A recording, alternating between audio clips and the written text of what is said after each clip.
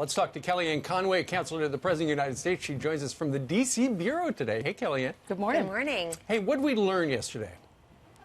We learned that the Democrats really have no case against the president. If this was a real court of law and not Adam Schiff's kangaroo court, objections would have been flying from any reasonable attorney to saying, hey, we just discovered that a staffer of mine overheard a conversation somebody else was having with the president in a restaurant, from a restaurant. This says that it's not admissible in a court of law, and I think that's why the president and people like Senator Lindsey Graham, chair of the Judiciary Committee, have said, we want to know what the whistleblower said in the first place because we need to confront our accuser.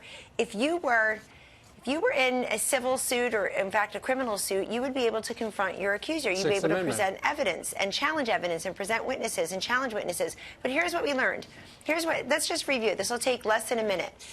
Ukraine got its aid. Ukraine got $400 million worth of lethal aid from President Trump's administration. Ukraine did not get that kind of aid from President Obama's administration, even though Russia invaded Crimea in 2014 on Obama's watch.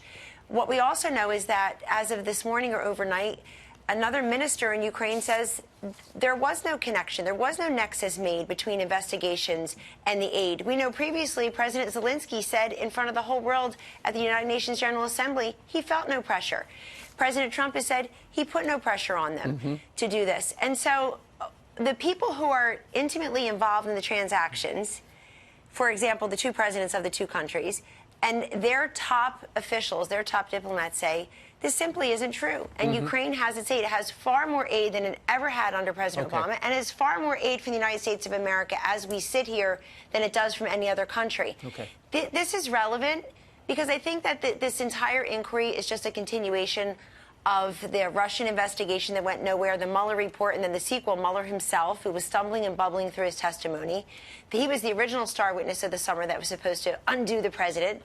And I think that when you see someone like Deval Patrick get in the presidential race today, no one nowhere is asking for one more candidate and asking for Deval Patrick to get in the race.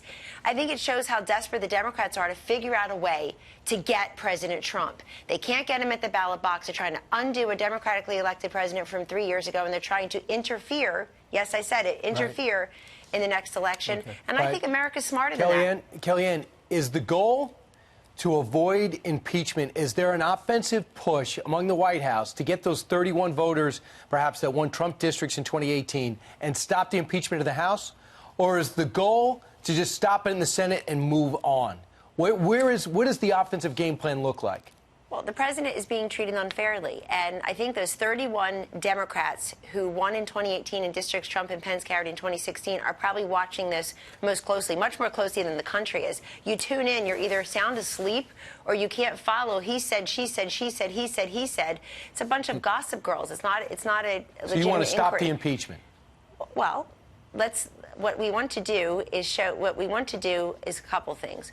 One, and most prominently, is to make sure that those Democrats, each of whom gets a vote, understand that they belong to a party where the leadership that put the inquiry on the table, like Pelosi and Hoyer and Adam Schiff, certainly the Intel chairman, they represent safe districts. They don't represent districts that Donald Trump and Mike Pence won and will win again next year. So when these people go home, they have to face their own voters in their own districts, not the crazy left-wing nuts who want us to be a socialist country.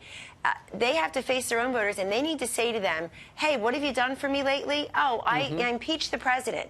Well, where's the vote on USMCA? Where are the rebalance and reciprocal trade deals? Where's the drug pricing reductions? Where is the infrastructure plan? Where is what you promised me when you ran? And you can roll the tape. You can see what they ran on. Go show me anyone in those 31 Trump-Pence districts, those Democrats, who ran on, I'm going to get there and I'm going to impeach the president. You know who said that? Foul-mouthed, what's her name? I told her 5-year-old son, we're going to impeach the MFer. Really classy. Mom of the year, in fact. But these folks in the marginal districts, where the farmers, the workers, the taxpayers, the property owners want these trade deals, want the economy to keep coming along, love the deregulatory agenda, love the fact that according to the CDC overnight, the second consecutive year where drug overdose deaths are down. Thank you, President Trump and First Lady Melania Trump, for making that a priority. Mark Meadows even said that those Democrats in the Trump districts need to be are probably shaking in their boots after yesterday. They're saying very little, Ainsley. You don't see them out on TV. You don't see them running to the cameras. They're saying very little. You mentioned Deval Patrick. How worried should Joe Biden be that he's in the race, Elizabeth Warren, and even our sitting president, Donald Trump? Well, every time a Democrat comes into the race, whether it's Michael Bloomberg, if he's a Democrat now, or it's Deval Patrick, it just tells you how chaotic and unsettled the Democratic race is. It's not for a lack of candidates. A dozen or so have dropped out and 17 or 18 remain.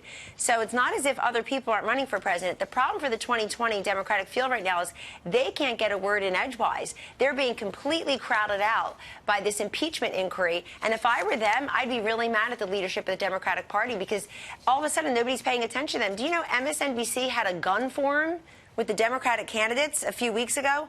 Exactly, no one paid attention to that.